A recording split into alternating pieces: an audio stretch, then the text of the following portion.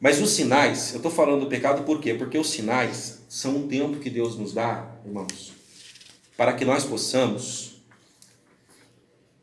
olhar e falar, o julgamento vai ser duro, mas Deus está esperando, eu preciso me arrepender, eu preciso mudar de vida, eu preciso me voltar para Cristo. Mas deixa eu completar só algo que na semana passada não deu para terminar, só um complemento sobre os sinais. Sobre os sinais. Eu falei que o objetivo dos sinais é nos alertar, para que possamos buscar esse arrependimento. Eu classificaria, uma classificação minha, isso não tem nos livros de teologia, entre sinais gerais e sinais específicos. Os específicos, eu citei a questão do renascimento da nação de Israel. Havia uma profecia que o povo de Israel seria espalhado para todo o mundo, mas que quando chegasse o fim dos tempos, eles voltariam para a sua terra. Está lá em Isaías. Não vamos ler hoje não, por causa do tempo. Mas é um sinal específico. Junto com a volta do povo de Israel, os rios no deserto voltariam a correr, o deserto seria florido de novo. Então, junto com essa Israel, vem uma série de sinais em Israel que estão ocorrendo de 70 anos para cá. Desertos florescendo, rios voltando a correr, né? A língua hebraica, havia uma profecia de que o idioma hebraico que tinha se perdido voltaria a ser falado. Hoje eles falam hebraico em Israel. E o idioma hebraico ficou perdido por séculos, não se falava mais hebraico. E por aí vai uma série de profecias com relação a Israel. Nós temos sinais, são sinais dos fins dos tempos, aquilo que ocorre com Israel, ok? Nunca houve antes, nos milênios desde que Cristo veio a este mundo, que Israel tenha retornado à nação depois de ter sido espalhado pelo mundo. Isso aconteceu agora em 1948. É recente em termos de história. Considerando história, 2.000 anos, 5.000 anos. É recente. Eu diria que dos específicos, sinais muito específicos, nós ainda temos a chegada do anticristo e a assinatura do Tratado de Paz, que também refere-se a Israel. Eu já falei que o anticristo, quando vier e assinar o Tratado de Paz, pode ter certeza ali, está mudando uma chavinha ali do momento de todo esse processo. Arrebatamento, finais dos tempos. As 7 trombetas que cita no Apocalipse, as 4 primeiras é um sinal muito específico também. A gente falou isso no primeiro dia. Uma sequência de meteoros e coisas que vão acontecer, muito específica. São coisas que não acontecem normalmente. Agora, dentro dos sinais genéricos, nós temos terremotos, tsunamis, aquelas coisas que no mundo acontecem sempre. São razoavelmente, fazem parte da história da humanidade e até um certo limite de intensidade são suportáveis. O que ocorre é que nos fins dos tempos, essa intensidade iria aumentar, frequência e intensidade. Então nós temos, por exemplo, sinais na natureza, né? Apocalipse 8:5. Vamos pegar ali só um exemplo, tá? Apocalipse capítulo 8 é um momento que nós ainda estamos vivendo os selos, a abertura dos selos. E de acordo com o que vimos, o arrebatamento aconteceria na 7ª trombeta. E olha o que acontece nesse período, né? Como aviso, Apocalipse capítulo 8, versículo 5. E o anjo tomou o incensário, encheu do fogo do altar, lançou sobre a terra e houve depois vozes, trovões, relâmpagos e terremotos. Terremotos, de uma forma geral. Aproveitando o Apocalipse, quero chamar a atenção para um caso específico no capítulo 16, versículos 18 a 20. Nesse capítulo aqui, meus irmãos, já dentro desta lógica que o arrebatamento ocorre no momento da 7ª trombeta, se isto realmente for o que virá a acontecer, que é como eu creio, neste momento aqui, na verdade, nós não estaremos mais aqui. Então isso aqui não é bem um sinal, já é um julgamento. Mas olha que coisa interessante, capítulo 16, versículos 18 a 20. E houve vozes, trovões, relâmpagos e um grande terremoto, como nunca tinha havido, desde que há homens sobre a terra. Tal foi este tão grande terremoto.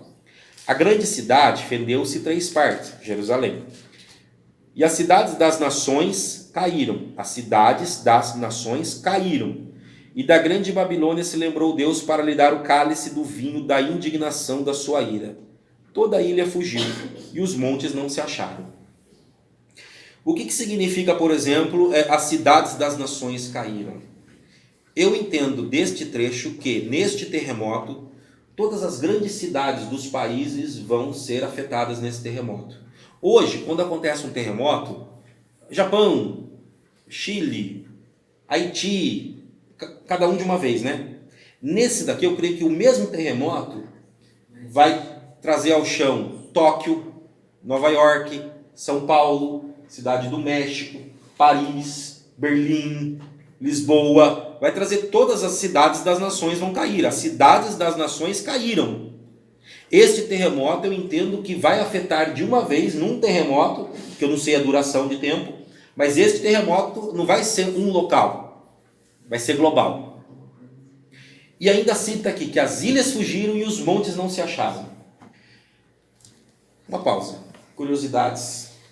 Alguém aqui já ouviu falar da teoria do deslocamento do polo da Terra?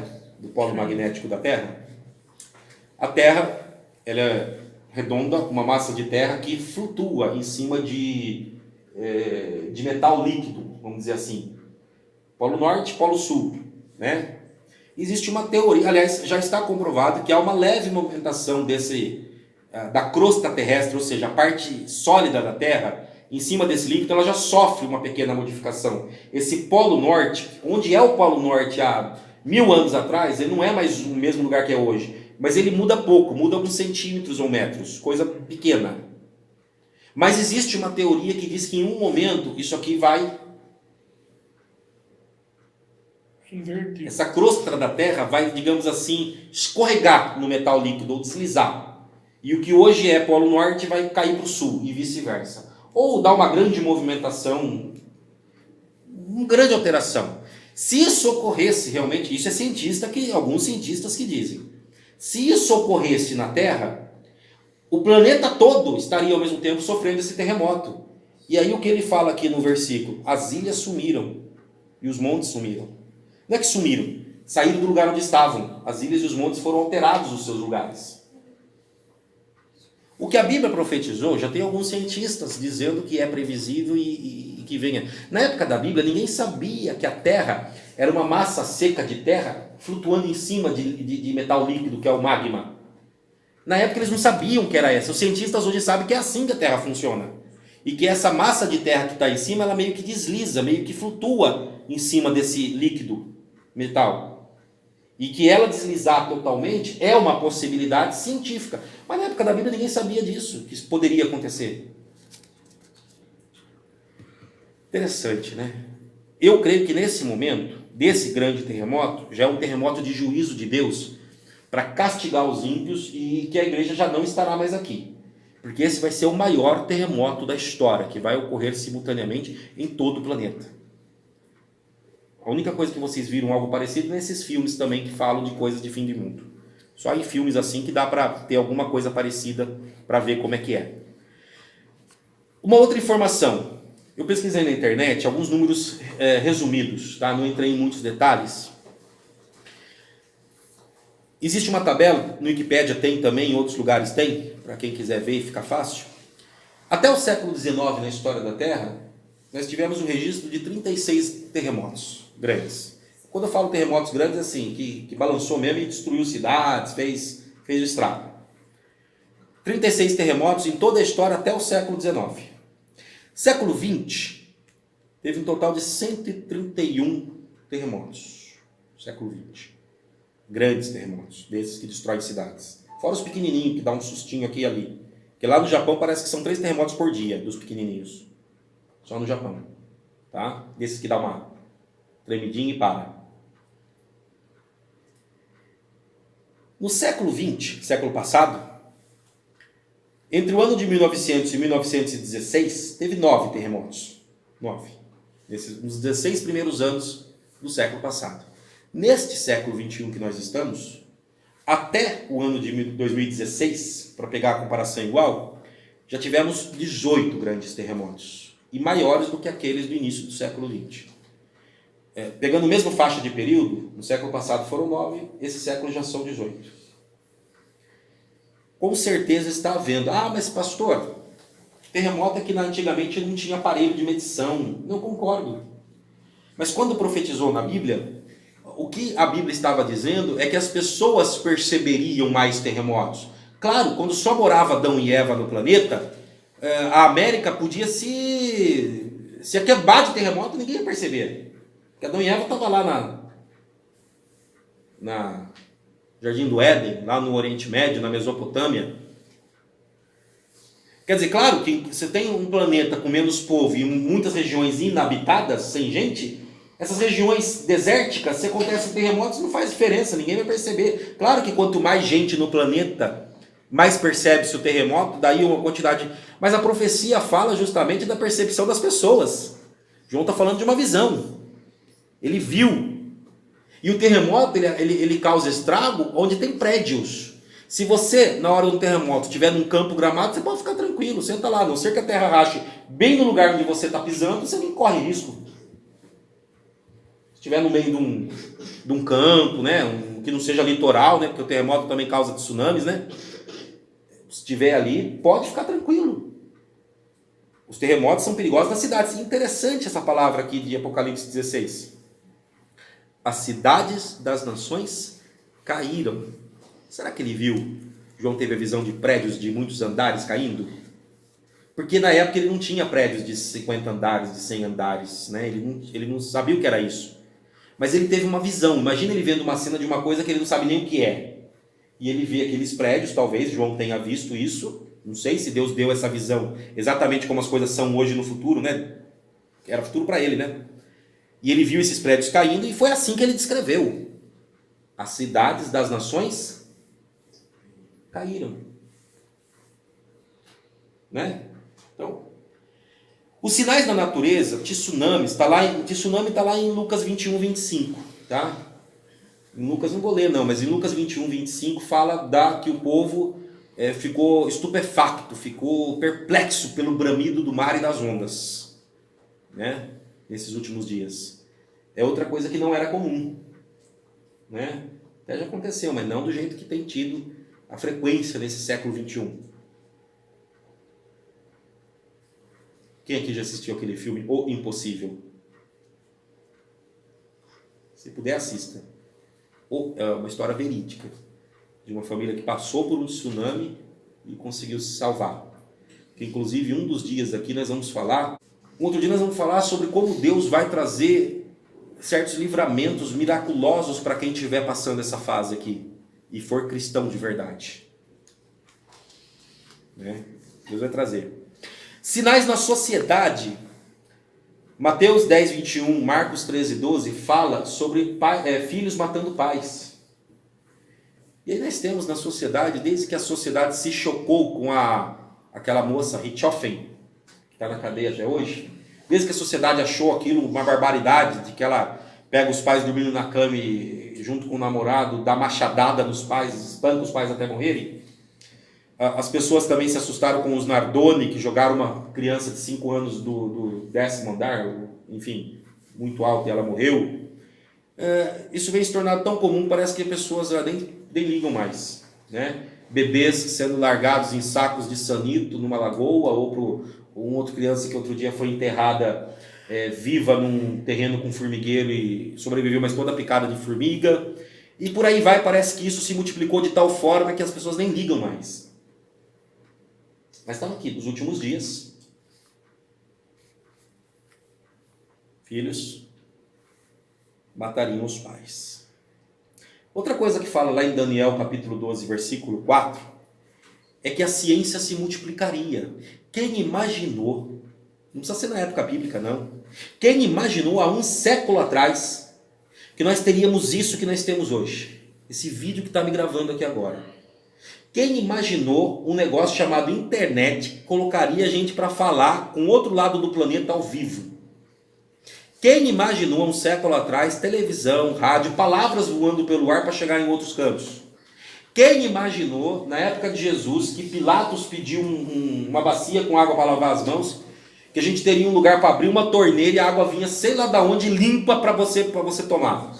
Quem imaginou, né, 2 séculos atrás, a eletricidade, o automóvel, o trem, a locomotiva, o avião, um negócio de milhares de toneladas andando no ar, voando no ar. Quem imaginou? Mas Daniel falou assim: a ciência se multiplicará.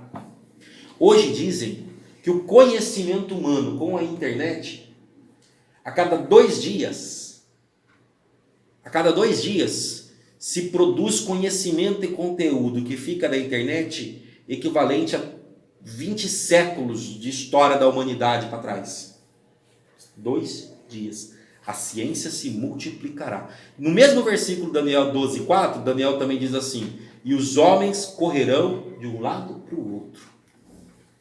Ou alguém aqui vai me dizer, nós estávamos falando sobre os louvores, sobre cenas de filme e sobre a correria que se tornou, que a mente está acelerada. Mas não é só a mente, as pessoas estão correndo. Ninguém mais para, ninguém mais respira com calma, ninguém mais conversa com calma. Os homens iriam correr de um lado para o outro e a ciência se multiplicaria. Está ou não acontecendo? Sinais na sociedade. Além da natureza que eu citei, a sociedade passaria por isso. Por muitos sinais. A maldade se multiplicaria. Um outro tipo de sinal que teria era os sinais na igreja. Haveriam sinais na igreja. Eu só vou ler um trecho aqui de 2 Timóteo 3. Nós já estamos terminando. 2 Timóteo 3.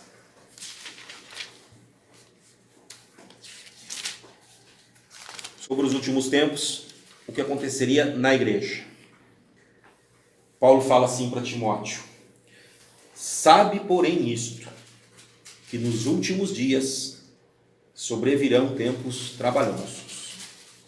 Porque haverá homens amantes de si mesmos, avarentos, presunçosos, soberbos, blasfemos, desobedientes a pais e mães, ingratos, profanos, sem afeto natural, irreconciliáveis, caluniadores, incontinentes, cruéis, sem amor para com os bons, traidores, obstinados, orgulhosos, mais amigos dos deleites do que amigos de Deus, tendo aparência de piedade, mas negando a eficácia dela nos últimos dias.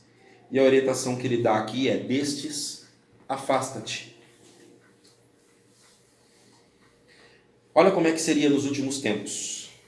E se você der uma continuada aí, uma puladinha num trecho, vai lá para o versículo 12, você vai ver assim, ó. E também todos os que piamente querem viver em Cristo Jesus padecerão perseguições. Aqueles que querem seguir Jesus de verdade mesmo padecerão perseguições. Está falando dos últimos dias. Mas os homens maus e enganadores irão de mal para pior, enganando e sendo enganados. Tu, porém, permanece naquilo que aprendeste, de que foste inteirado, sabendo de quem o tens aprendido. Agora o 15. E que desde a tua meninice sabes as sagradas escrituras que podem fazer-te sábio para a salvação pela fé que há em Cristo Jesus. Amém. Nos últimos tempos ia ter tudo isso daqui. Está parecido com o que nós estamos vendo ou não? Quem quiser seguir Jesus para valer, santidade pura, aquele copo d'água sem gotinha de esgoto. Que é assim que Deus vai receber. Pecou? Ele é fiel e justo se você se arrepender. Não precisa achar que você está condenado. Não tem jeito. Em Jesus a salvação. Agora, se for soberbo, que nem fala aqui, né? Orgulhoso. Eu não preciso pedir perdão para ninguém. Nem para Jesus. Eu sou. Aí, meu amigo. Não vai ter jeito, não.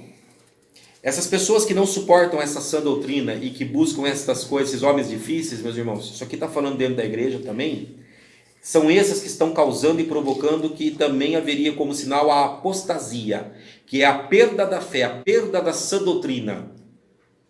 Os homens não suportariam mais ouvir a verdadeira doutrina, seguir realmente com Jesus Cristo. Iriam querer ouvir o que lhes agrada.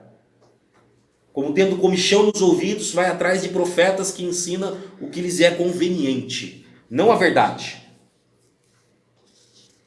As pessoas têm fugido da verdade. E quem tem fugido da verdade e vivido essa vida de mentira, são aqueles que no final dos tempos não vai ter jeito.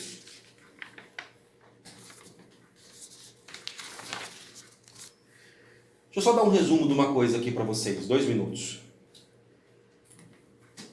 O anticristo vai aparecer. Apocalipse capítulo 6, versículos 1 e 2.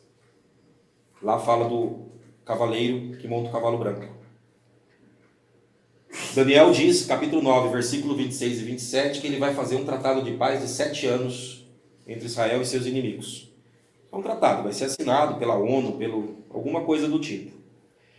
A Bíblia diz que esse período começa a grande tribulação, são 7 anos de grande tribulação. Nos 3 anos e meio primeiros ali, nós vamos ter vários sinais. No Apocalipse são o período dos 7 selos e das 7 trombetas. E está acontecendo muita coisa no mundo. Creio eu, e um outro dia eu vou falar sobre isso, que os verdadeiros servos de Deus estarão aqui, serão testemunha da palavra de Deus, nesse período, nesse primeiro período da tribulação, e receberão grandes e miraculosos livramentos da parte de Deus de todas essas tribulações que estarão ocorrendo. Vão ser protegidos por Deus. Em outro dia eu vou falar sobre isso, trazer os versículos bíblicos. 3 anos e meio. Bom, na metade dos 7 anos do acordo de paz, o anticristo vai querer se assentar no templo de Deus e parecer como Deus e ser adorado como Deus. E ele rompe o tratado de paz. Ele desfaz aquele tratado que ele mesmo tinha assinado. Aí entra uma fase em que ele demonstra realmente quem é ele, e aí entra guerras e mais guerras, e aí vem a fase dos 7 cálices da ira de Deus que fala no Apocalipse.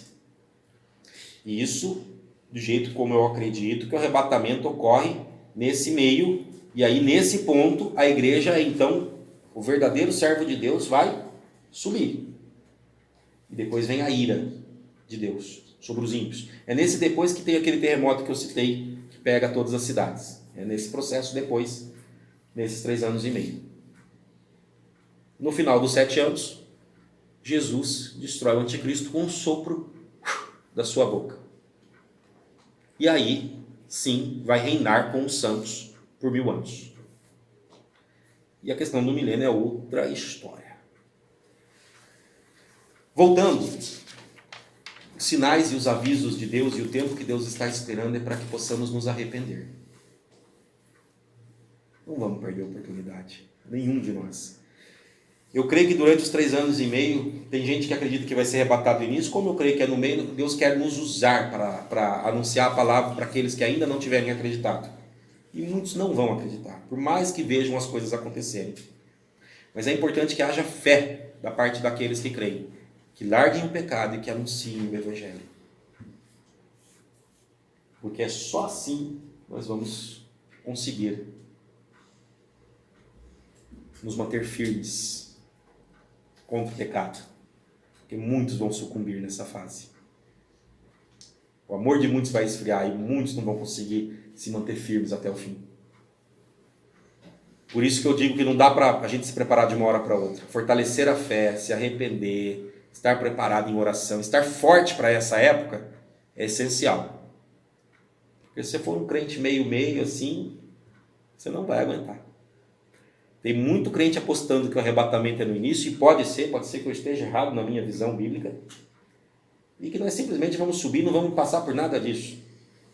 Mas eu creio que vai ser um tempo de provação para todos, para provar a fé verdadeira daqueles que realmente são cristãos. Amém?